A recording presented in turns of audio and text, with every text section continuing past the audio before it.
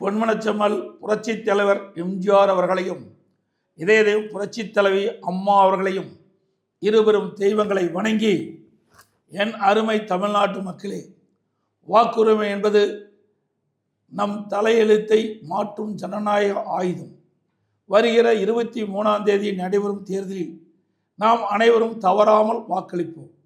இன்று ஒட்டுமொத்த தமிழ்நாடும் ஒரே ஒரு குடும்பத்தின் அதிகார பசிக்காக அடக்கி வைக்கப்பட்டிருக்கிறது. கடந்த 5 ஆண்டுகளில் பொய்யான வாக்குறுதி அளித்து மக்களை ஏமாற்றி விட்டார்கள்.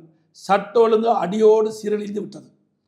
பெண்களுக்கு எங்கேயுமே பாதுகாப்பில்லாத சூழல் நிலவுகிறது. உயர்கல்வித்துறையை சீரழித்து சந்து பொந்துகளிலெல்லாம் கஞ்சா மற்றும் போதைப் பொருட்கள் விற்று மாணவர்கள் மற்றும் இளைஞர்களின் எதிர்காலத்தை நாசமாக்கிய இந்த அராஜக குடும்ப ஆட்சியை அகற்ற உங்கள் வாக்கு தேவை.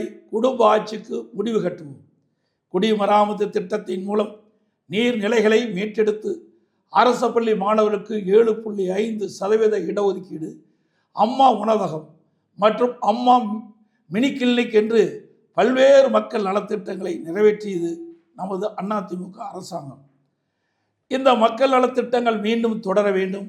சிறப்பான நமது தேர்தல் அறிக்கை மூலம் வளமான ஒரு எதிர்காலத்தை தமிழகத்துக்கு வழங்க இருக்கின்றோம். அது மூலம் தமிழ்நாடு இன்னும் முன்னேற்ற பாதையில் செல்லும். அனைத்து இந்திய அண்ணா திராவிட முன்னேற்ற கழக தலைமையிலான தேசிய ஜனநாயக கூட்டணி அதிக வாக்குகள் பெற்று அமோக வெற்றி பெறும். அனைத்து இந்திய அண்ணா திராவிட முன்னேற்ற கழகம் தனிப்பெரும் பெருமையோடு வெற்றி பெற்று ஆட்சி அமைக்கும்.